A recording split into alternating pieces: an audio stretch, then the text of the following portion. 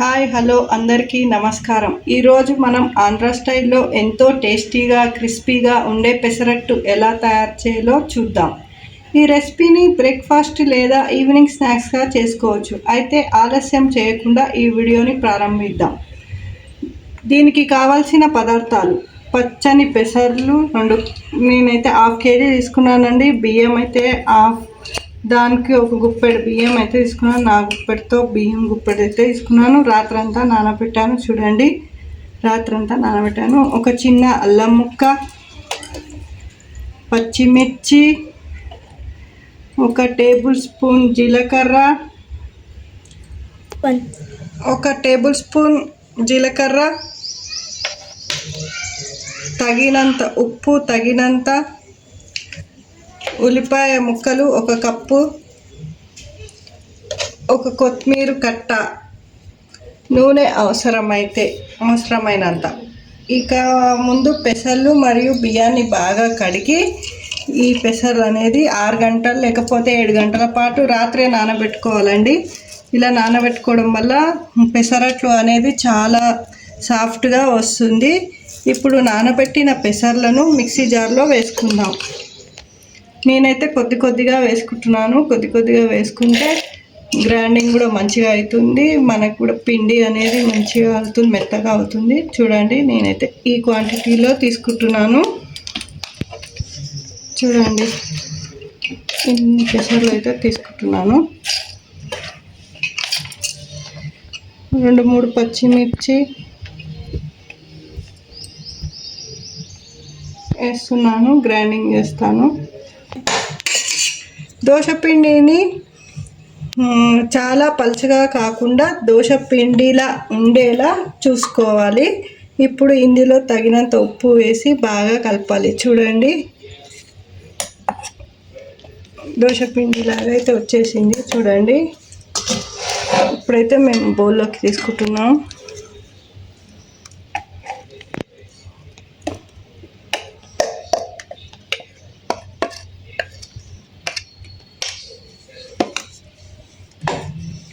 దీనిలో తగినంత ఉప్పు వేస్తున్నాను. చూడండి,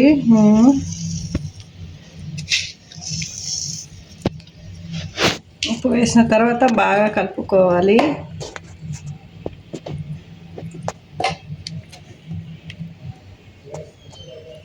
ఉప్పు వేసిన తర్వాత బాగా కలుపుకోవాలండి.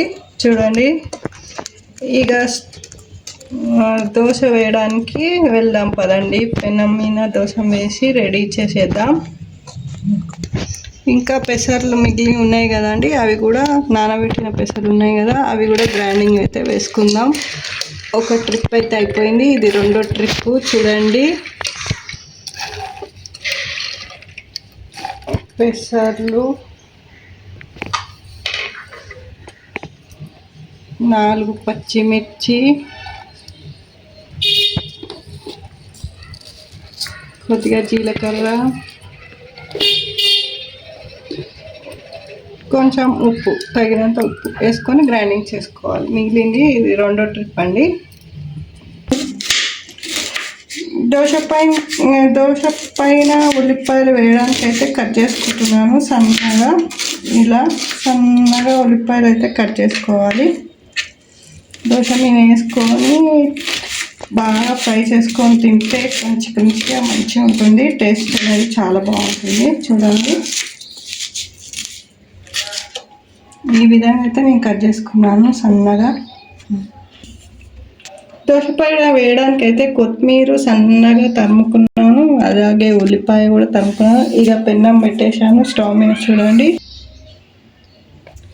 పెనం అయితే పెట్టేసుకున్నాను. స్టవ్ అయితే ఆన్ చేస్తున్నాను. చూడండి, స్టవ్ ఆన్ చేసి దోశ అయితే వేసుకుందాం.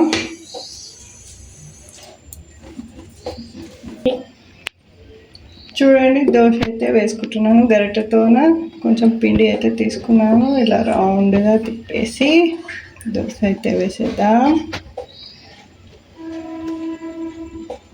మీకు క్రిస్పీగా కావాలంటే సన్నగా వేసుకోండి. మామూలుగా మంచిగా ఉండాలంటే ఇలా లావుగా కొంచెం మందంగా వేసుకోండి. దీనిపైన కొంచెం ఉల్లిపాయలు కొంచెం ఉల్లిపాయ, కొంచెం కొత్తిమీర,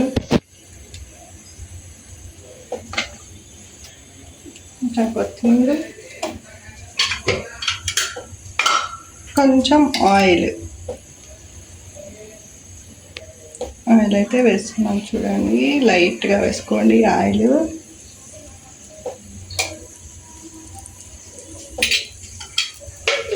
ఇప్పుడు దోశ అయితే కాలుతుంది, చూద్దాం. గోల్డెన్ కలర్ వస్తుంది ఫ్రై చేసినాం. కొంచెం కాలిన తర్వాత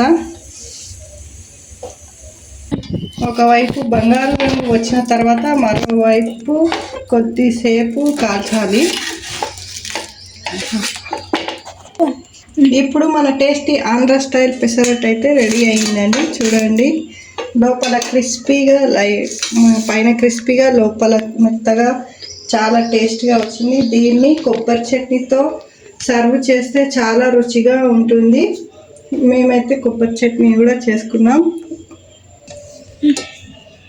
ఈ వీడియో మీకు నచ్చినట్లయితే లైక్ చేయండి, షేర్ చేయండి, మా ఛానల్ని సబ్స్క్రైబ్ చేసుకోండి. ఇంకా ఇలాంటి టేస్టీ రెసిపీల కోసం మాతోనే ఉండండి. ధన్యవాదాలు.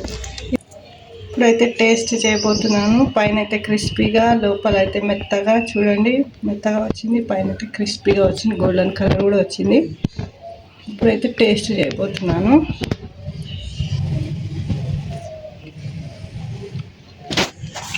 నిజంగా చెప్తున్నానండి, వీడియో కోసం అని కాదు, చాలా సూపర్గా టేస్ట్గా వచ్చింది, చాలా బాగుంది. పచ్చడి చట్నీ కూడా చాలా బాగా వచ్చింది.